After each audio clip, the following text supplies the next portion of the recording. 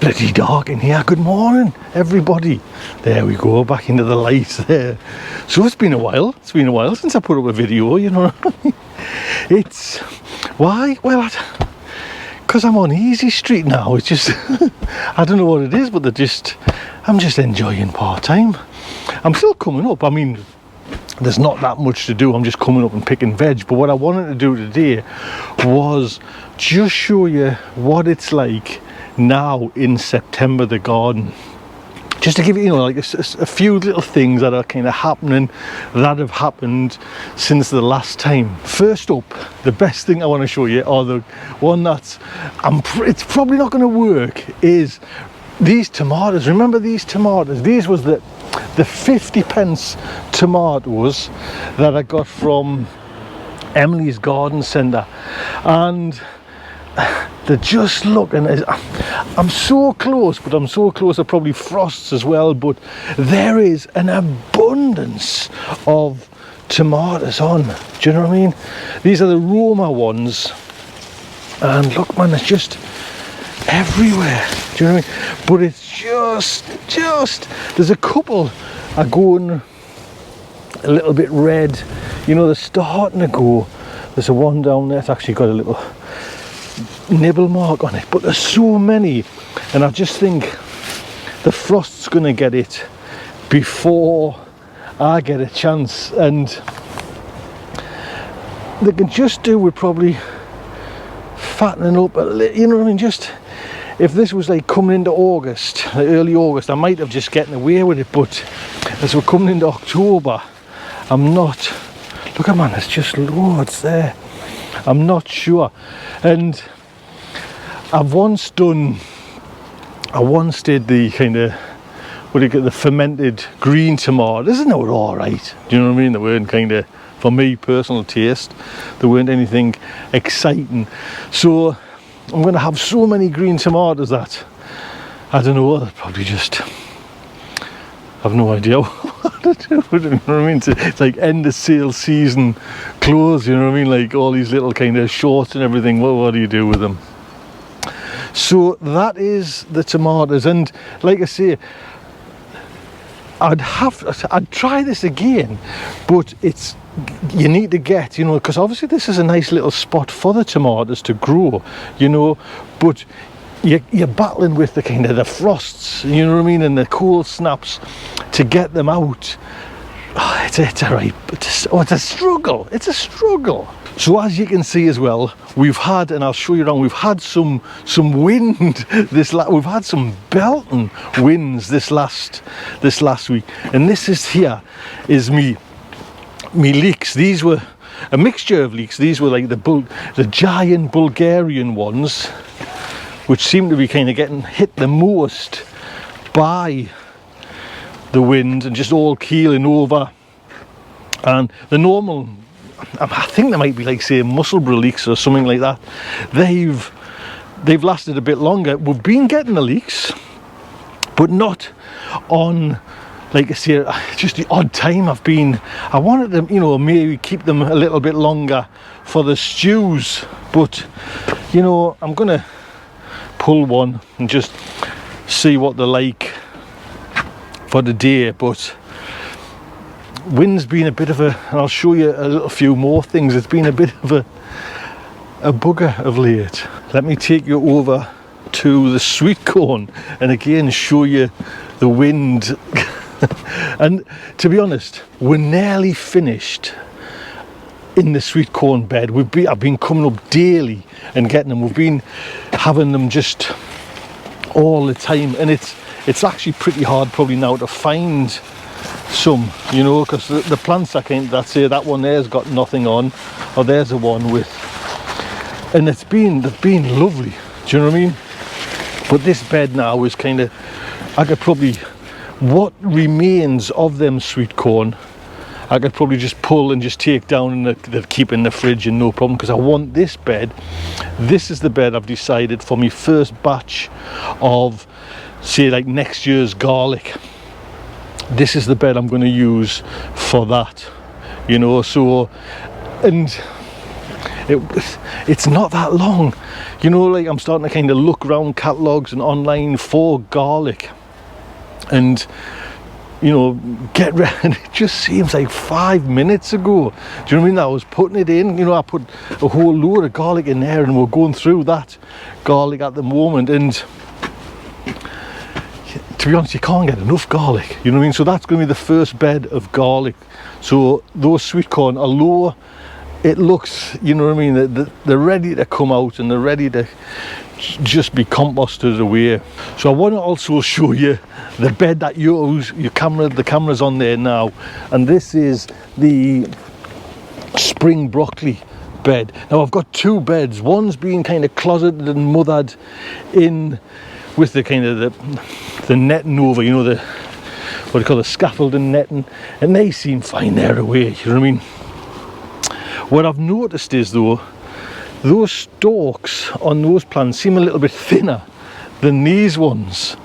Now I did watch Charlie Dowden when he was talking about how he does his broccoli, his spring broccoli, and he did mention that they'll actually will grow and then start to come up, like they will like go like say a foot along the ground, they'll fall over, and that's exactly what these have done. It was the wind that kind of tipped them, but he did say that. There's a great example. It's along the ground there, can you see? And then it's starting to just grow up tall again, and he says it makes them a taller plant. So although they look worse than them ones, I'm hoping they'll be all right. You know what I mean? I need to kind of sometime in the winter put up the kind of netting structure just to stop the pigeons come when that kind of fruit or when the vegetable comes. You're battling with the pigeons there. So we've battled with the slugs, the snails and the butterflies. Come the time when it just when your crop's just ready, the pigeons get them. So I've got to prepare for that, and again I'll do that on that bed as well. It'll be a different kind of construction probably, I'm not sure, but we'll see. But they're still coming, you know, they're still from them little plants that I did. They're a nice big stem them. I'm happy with them, although they look a little bit ragged and messy. So I want to show you as well my potatoes, because what I'm going to do is, these are the crop, this section here, remember I've got two lots of crops there. This lot I'm just going to really take them heads off and just leave them in there. They've got the straw on the top, and just leave them for when I need them, and hopefully they'll just sit, you know, deep into the kind of winter months. That's the plan. Whether that works or not, I'm not sure. All these ones, apart from one, are the Albert Rooster, you know, those red looking ones you see in Morrison's and everywhere like that. I have got a Charlotte one there, and I might just lift that, to be quite honest, just to get it out of the way. So those are kind of planned for the winter, so they're just going to stay there and use for kind of through the winter. These ones, I mean, we're nearly kind of finished, you know, there's not that many left there. I've got a nice basket of potatoes at home. Look at that, you know, it's still grass coming through the tops, but we're still getting a nice crop of potatoes from there. So, and I might put something in this bed. Just, I like to use this bed as my potato bed for next year, but we'll see. We'll have a think about it. Just on note there, the celeriac's still hanging in, but there's still, you know, the golf ball kind of size. I'm not sure if they're going to get any bigger. I mean, look at that thing, you know what I mean? I could pull that up, that's not going to do anything really. And it's the same with those. There's a one. I've been the best I can pulling off the kind of end, you know, the fall over, and you just nip off these leaves.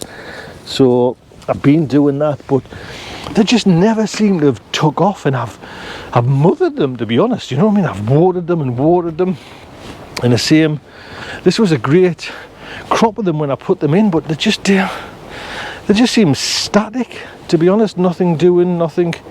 I can't even see. I'm going to pull this one, you know, there's nothing there really. to even call a vegetable, you know. So I've got some more, as you can see there, leeks there to keep us going as well. But I'm disappointed with me. It's a bugger, this celeriac. I think it's a hard veg to grow.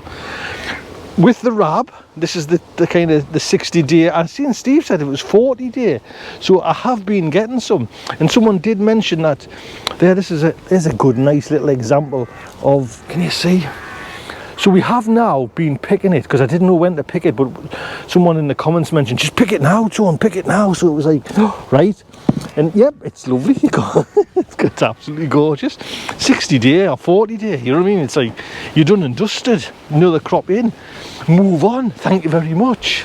Mine, we've had delicious crumbles. You know what I mean? You can see we're kind of onto the last dregs of it. There was 2 crowns put in here.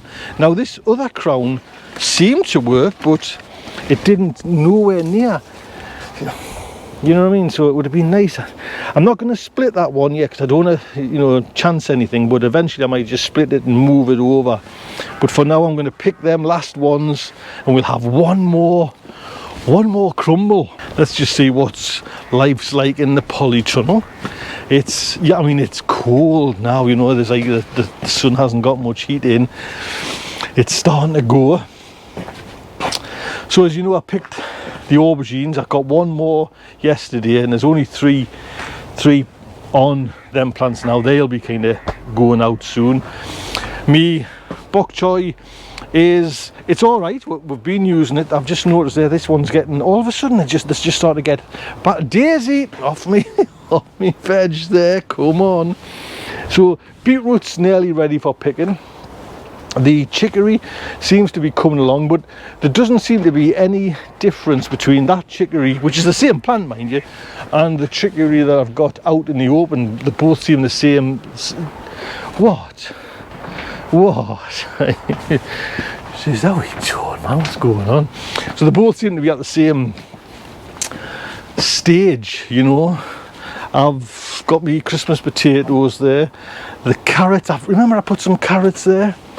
There, I'm just going to pull them up. There's no point even worrying about them. I put some little bok choy in there. I'm not sure if that's going to work.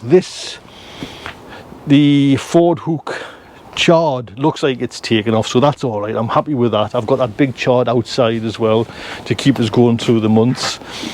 Hopefully the Christmas taters will bring some just for the new potatoes for the Christmas dinner. What else? I've still got those to plant out. They're looking a little bit better now. That's the all year round cauliflower, but let us know. Shall I plant it out or keep it, just sling it? You know what I mean? We're coming to the end really of the tomatoes. You know what I mean? I know this, I'm just leaving them. They're still, you know, but especially these 4 plants have been some of the best Brad's Atomic I've grown. Do you know what I mean? I don't know why there's just these 4 here, but can you see they're just ready now. I'll take them home with us actually. So these 4 plants have been great. Just look in there as well. I did get watermelons, but obviously I don't know why it took so long to kind of fruit. But these are just some like mustards and things like that just need to kind of come up. I haven't really been even picking it, you know what I mean? I just left them growing themselves. The basil is all but kind of finished there now. I'm not even picking that no more. That'll just go into, really what I need to do is just get in with the wheelbarrow and just put everything in the compost. I've had with these carrots, remember these are the carrots that I planted in the buckets. I've used up all this one. They've been nice, to be honest. I mean, those were I think they're called Parisian, so they're about the size of a small golf ball, just round little things.